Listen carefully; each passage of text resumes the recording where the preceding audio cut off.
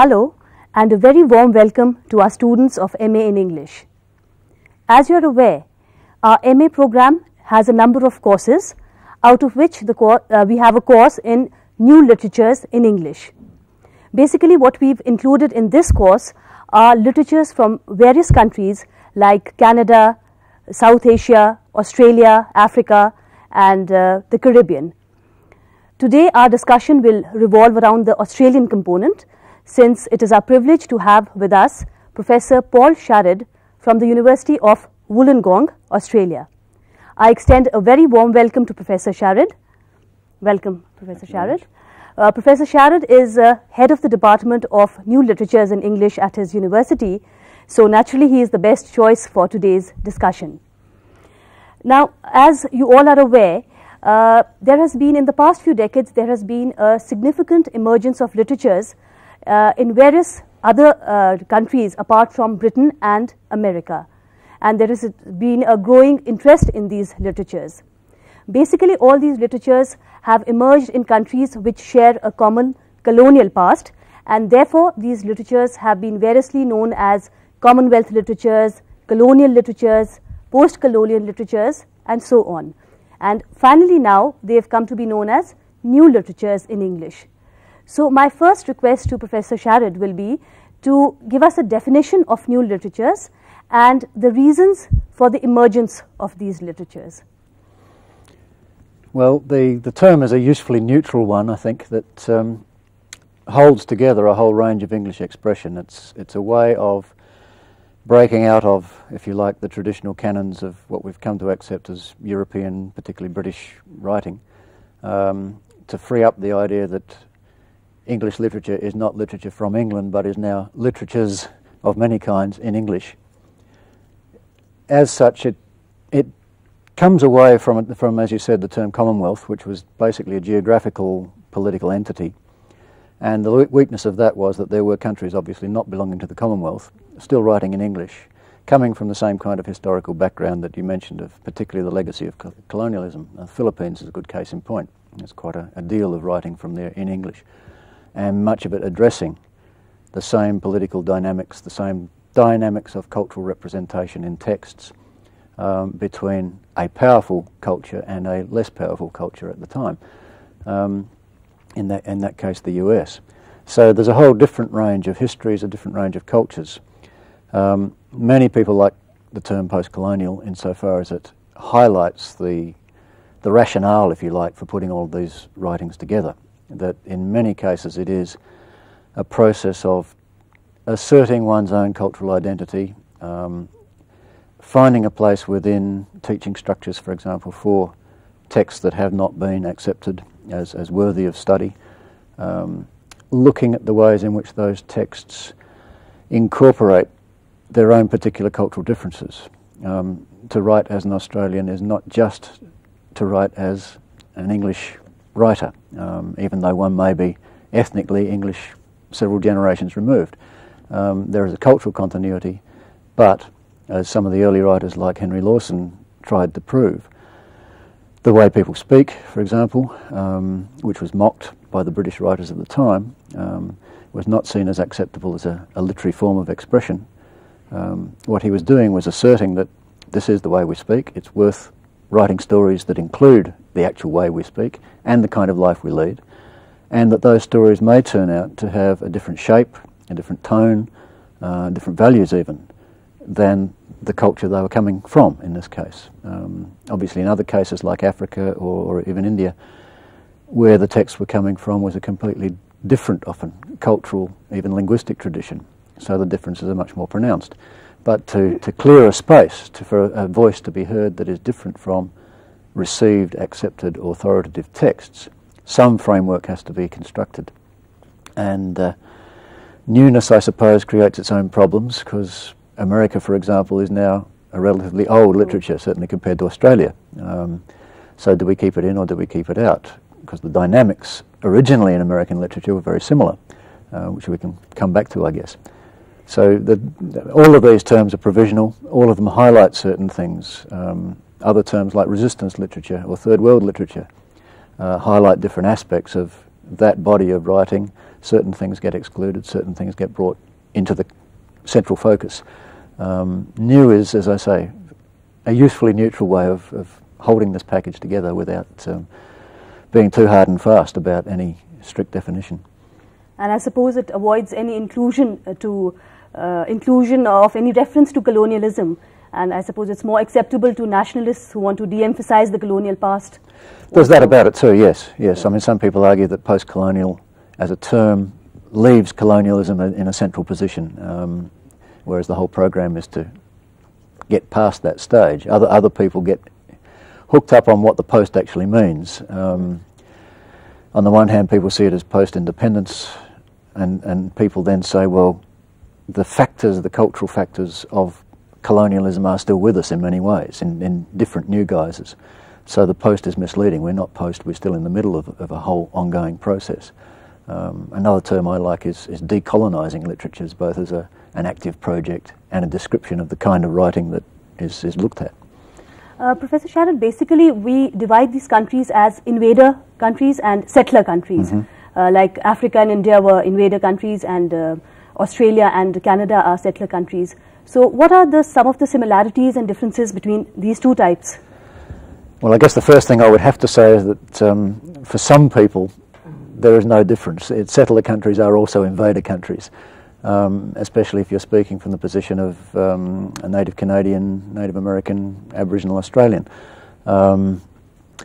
But in political terms, certainly, in the relationship between, also cultural terms, in the relationship between the countries and the dominant power of the time, the British Empire, there is a clear grouping of places like Australia, Canada, New Zealand, which were accepted as what were called Dominion countries and given political self-rule to a certain extent, and working out of a much more continuous relationship with what was regarded by many people as home, Britain. In the other case, obviously, you have a small group of whites holding power over a large mass of indigenous peoples who had their own perfectly viable languages and cultural expressions in many cases. So the dynamics are quite different. Relative degrees of racism, as it is reflected in literature, work across a whole range of differentials. So there's a kind of cohesion, I suppose, in the Dominion settler countries, as opposed to a similar cohesion but a totally different dynamic, if you like, within occupied countries, if you like. Correct. And how would you say that Australian literature is different from English and American literature? Again, it's difficult to sort of put in a hard and fast separation. As I say, in the new definition, Australia is clearly a new literature insofar as it is written and in English. That didn't start until the mid-1800s, let's say. Whereas America goes back to the 1600s in terms of the very first writing. America had universities 200 years before most people started thinking of an Australian literature.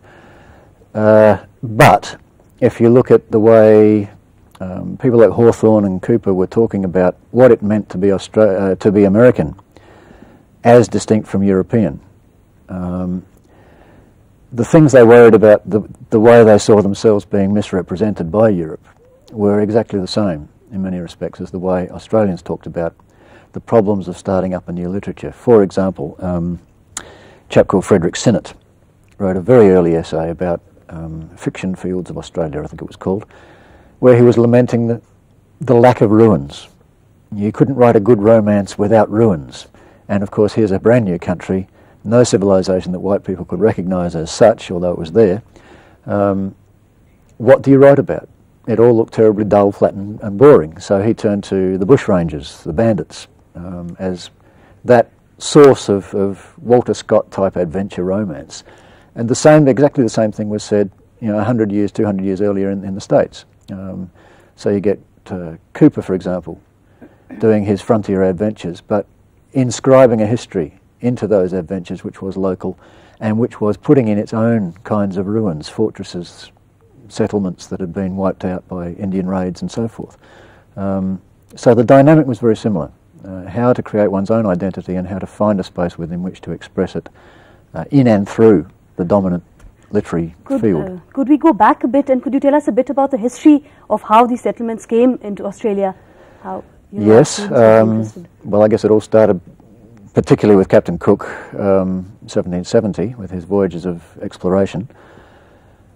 He reported back to home base, and the east coast of Australia, which had only just been then discovered, was seen as far more inviting than the west, which had previously been discovered by the Dutch and was sandy, fairly dry, not too many rivers, so people went away and forgot about it. Following that, Britain was looking for a place, amongst other things, to dump its excess prison population. Convicts, yes. So they became convicts, and they were shipped out to this island country as a prison farm. They would become self-sufficient, was the plan, and eventually, as it happened, turn into free settlers and farmland and become a self-governing nation, with ensuing free migration programs as well. What happened to the native population there? Well, the native population, like many other native populations post-Western contact, firstly caught a whole lot of diseases that they'd never known before, had no immunity to, and died in large numbers from simple things like measles or the cold even. But there were many violent conflicts, sometimes misunderstandings, sometimes grants of land were given by the local people on an implicit understanding that would be payback of some kind, whereas the invaders, settlers, obviously didn't expect to have to pay anything back. When that was, say, people went out and speared a few sheep as recompense, this was seen as an act of hostility, so the conflict escalated. And there was also at the time the simple view, that the Darwinian view.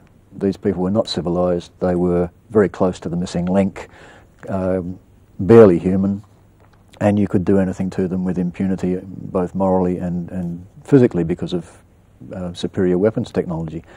So there were just blatant massacres, especially when sheep farming and cattle farming came in. People wanted huge tracts of land, they didn't want people on it. Some of those conflicts were very brutal. So were these people just wiped out? Or do they still... In many cases, yes. Are they a few existing there also? Are they... Well, it depends where we're talking about.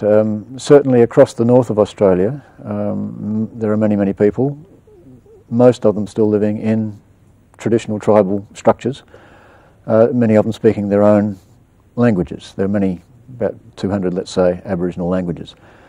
Where the big urban centres are now, most of those people are no more, or are vestigially present in various racial mixes.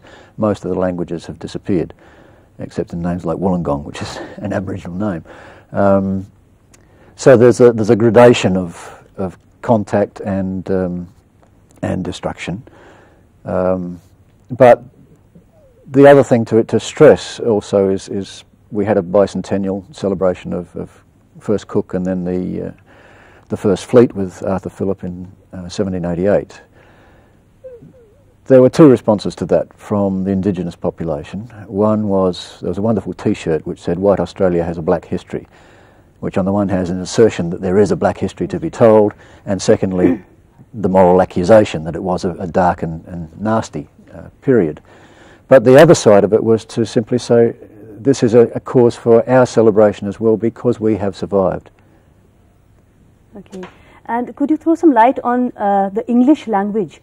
Because basically in all these countries, English has been influenced by native speech, the rhythms of native speech, so to speak. Yes, that's certainly true. It's probably not as true perhaps to the same extent as even the United States.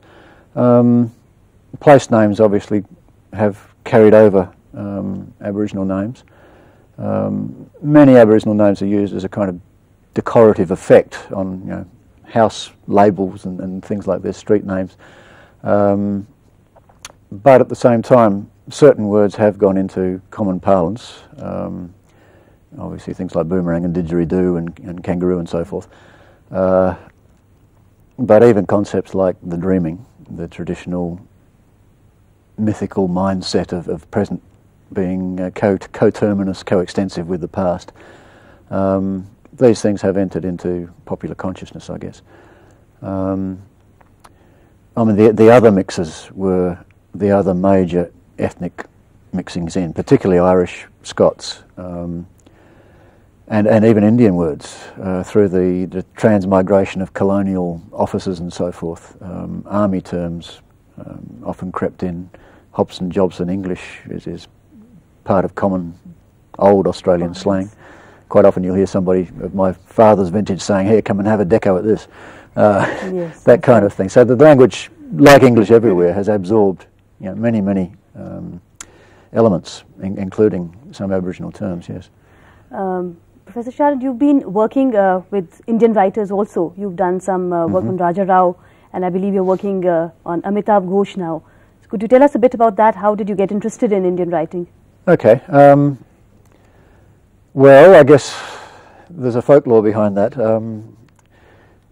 People may not know, but Australia actually imported camels at some point from India, or what was then the Raj,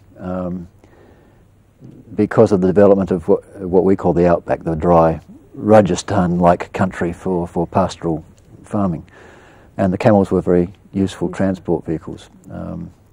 Popular myth has it that the first two Sharads who went to India, incidentally the name's English as far as I know, brought the camels from Afghanistan. So there was a kind of predisposition to be interested in this part of the world. But the other side of it is in exploring, I suppose, our own literature, Australian literature, which was, when I was doing my undergraduate degree, still fairly new in Australia. The first formal Australian literature course was not introduced until 1958 in a university. So this was new. When I was going through high school, we did what many people here experienced as well. You study the British classics. You don't study your own writers. So this was new, it was exciting. And as an extension of that, there was a course on Commonwealth literature, as it was known then, in which there was a fairly sizable Indian segment, people like Narayan, Anand, Raja Rao, Mukherjee as well, I think. Bharati Mukherjee. So that's what got me interested. What would you say are the differences and commonalities between Australian writing and Indian writing in English? Obviously, first of all, the cultural difference. Apart from that? There are very few Hindus in Australia, although we have a temple down the road from where I live.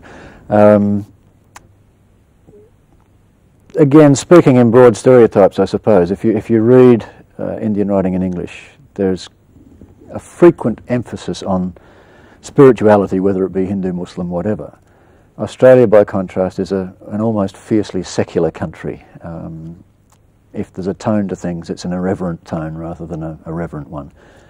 So there are these starting points of difference. There are plenty of points of connection, some quite surprising ones. The first novel by an Australian-born writer was actually written in India and about Calcutta. Which one was this? So John Lang, who wrote a romance about the cantonment in Calcutta of the time. There was also an early set of stories called India Tales by Ethel Anderson, who married an army officer at the time. She wrote them in the 1940s, I think it was, several years before independence. But she was an Australian and went on to write Australian stories as well. Since then, many people, Christopher Koch comes to mind, went through India in the 60s before it was fashionable for Australians, and wrote a novel as a result of that. There's a good novel by Hugh Atkinson, who was a journalist, about the decolonisation of Goa, called The Pink and the Brown. So there are a number of points of contact, largely through the British Empire. We shared many governors and aide-de-camp and military-type personnel. So there was an exchange going on. Many of our plants, in fact, have also been exchanged. You've got gum trees, and we've got lantana and a whole lot of other things. So there was this awareness, which has probably died out since the decline of the Raj, and I think is coming back into prominence, particularly since our government has re-emphasised Australia is now part of Asia-Pacific region, not hanging on the coattails of the British Empire anymore, and looking west. And I suppose another similarity could be that Australia has had a Booker Prize, we've got one, as well as a Nobel Prize. We share that also. Well, yes. There's that, what that would you record. say about the differences? I mean, since that was a settler colony and ours wasn't, India wasn't. So what would you say are some of the differences, visible differences? Well, I guess again, speaking in literary terms, going back to language, if you look at the famous introduction to Rajarel's Kantapura about how to adapt, a different society to English and give the sense of not just the way people speak, but the rhythm of life and the values of a lifestyle. That kind of thing is a similar dynamic, but it expresses itself in different ways because whereas you had an already viable culture and set of languages with their own literatures in place, for the whites going to a brand new country with completely unfamiliar wildlife, flora as well, the landscape became much more vital, key, as a site of investigation of how do we become part of this place and how do we find the language which expresses the kind of country we're learning to live with. If you look at Indian English, if there is a central focus, it's a much more social focus, I think, than this nature focus of Australian writing. That's right. This is a broad generalisation, but I think it's broadly true. Yes, that's true. And what would you say, what genre predominates Australian writing? Is it novel, poetry, drama? It's varied over time. Before the Second World War, certainly, probably poetry was where most of the experiment was happening and where most of the debate was in literary circles. And that was partly for the simple reason that most of the academics at the time were themselves poets. A.D. Hope and James Macaulay, two examples. But since then, particularly since about the mid-60s, the novel has taken off in just a huge way, and I don't think there's any question now. I mean, poetry hasn't stopped. There's a proliferation of that too, but the novel in the popular reading public's mind and the way it's marketed just dominates the field as I see it. Before we go on to the novel, could you tell us what kind of poetry is written in Australia? I mean, what are the general themes? Is it again a preoccupation with landscape and... It used to be, certainly. Then there was a kind of period of correction where people said, well, no more landscape, we've done that. Let's look at ourselves, let's look at our society. Often with a satirical view, and this happened in fiction as well. Patrick White is a good case in point. That we've looked at the landscape, the barrenness, we've looked at the rough materialism of a frontier pioneering sort of community. Now it's time to try and look to cultural values, look to some kind of spiritual value set, which is more than just conventional church going. And again, what does it mean for us here and now to be Australian and to write as Australians? What values can we look to? And just in terms of points of contact with India, very early on, the Theosophical movement was widely circulated through the world, and many of the early writers in Australia were interested in that and incorporated that into much of their poetry. So that there was this kind of consciousness of things Eastern at least, and things Indian sometimes in particular, which keeps cropping up from time to time in small ways as another way of trying to locate a cultural base which is different from what traditionally we're drawn on, and increasingly people are turning to Aboriginal culture in the same way, in a much more deep way than had been the case previously. That's very interesting, Professor Sharad. Thank you so much. Pleasure. And I think in our next session we will go on to talking about the Australian novelists, particularly Patrick White, and the text that we have prescribed for the students, The Solid Mandala. Good. Thank you so much. Thank you.